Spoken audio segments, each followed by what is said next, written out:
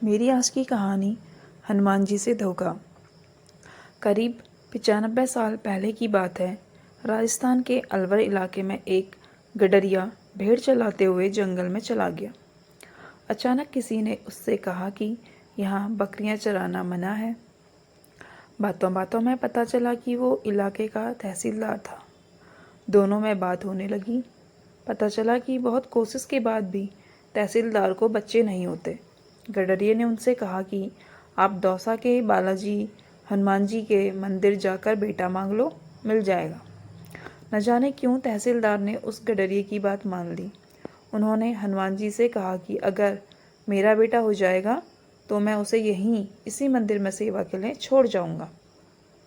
इस बात का जिक्र उन्होंने अपनी पत्नी से भी नहीं किया। मन्नत मांगने के 1 साल के अंदर उन्हें बेटा नसीब हो गया, लेकिन बाप का प्यार अब आड़े आ गया। उन्होंने हनुमान जी से कहा कि मैं अपना वचन पूरा नहीं कर सकता, आपका ये ऋण मुझ पर रहेगा।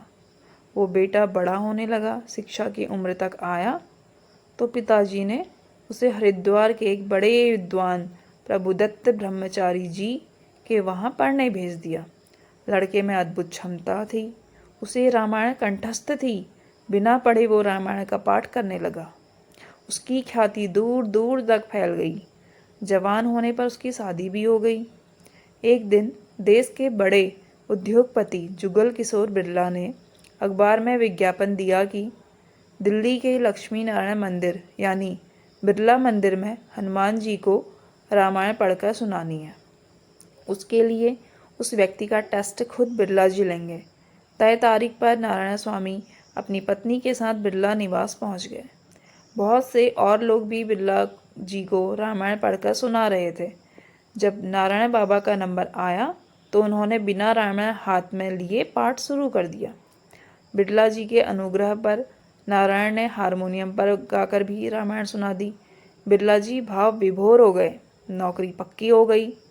बिरला जी के गुरु चमत्कारी संत नीम करोली बाबा जैसे ही वृंदावन से दिल्ली आए तो बिरला जी ने उन्हें प्रसन्न करने के लिए नारायण बाबा का एक रामायण पाठ रख दिया। बिरला जी ने नीम करोली बाबा से कहा, एक लड़का है जो रामायण गाकर सुनाता है। नीम करोली बाबा ने कहा कि मुझे भी उस लड़के से मिलना है। जैसे ही नारायण बाबा कमरे में गए तो नीम करोली बाबा ने कहा, तेरे बाप ने हनुमान जी से धोखा किया है।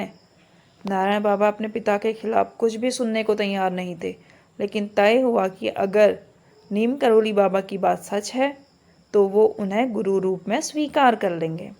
तभी उसी वक्त नारायण बाबा अलवर के लिए रवाना हो गए और अपने पिता से कहा कि एक संत आपको हनुमान जी का ऋणी बता रहा है और आपको धोखेबाज भी।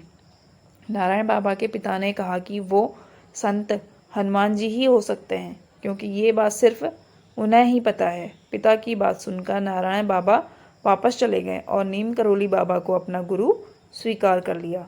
नीम करोली बाबा ने आदेश दिया कि नारायण, तेरा जन्म हनुमान जी की सेवा के लिए हुआ है, इसलिए छोड़ लाला की नौकरी। गुरु आदेश मिलते ही नारायण बाबा ने नौकरी छोड़ दी और दिल्ली के महरौली इलाके में एक जंगल में एक गुप्त मंदिर में आश्रय लिया। बिरला मंदिर से निकलकर एक अनजाने जंगल में हनुमान जी की सेवा शुरू कर दी। नीम करोली बाबा ने आदेश दिया कि किसी से 1 रुपया भी नहीं लेना है और हर साल नवरात्रे में लोगों का भंडारा करना है। लेकिन गुरु ने जो कह दिया वो पत्थर की लकीर है। बिना सोचे उन्होंने अपना काम शुरू कर दिया। नीम करोली बाबा ने बिरला से कहकर नारायण बाबा की पत्नी को घर चलाने के पैसे हर महीने दिलवा दिए, लेकिन नारायण बाबा को पैसों से दूर रखा। 1969 से आज तक इस मंदिर में हर साल 2 बार नवरात्रि में हजारों लोग भंडारा खाकर जाते हैं। किसी को आज तक इस मंदिर में पैसे चढ़ाते नहीं देखा गया, लेकिन हाँ, प्रसाद पाते सबको देखा है। नारायण बाबा आज 94 साल के हो गए हैं, लेकिन गुरु सेवा में आज भी लगे हैं और चाहते हैं कि कम ही लोग उनसे मिलने आए। जय नीम करोली बाबा महाराज की।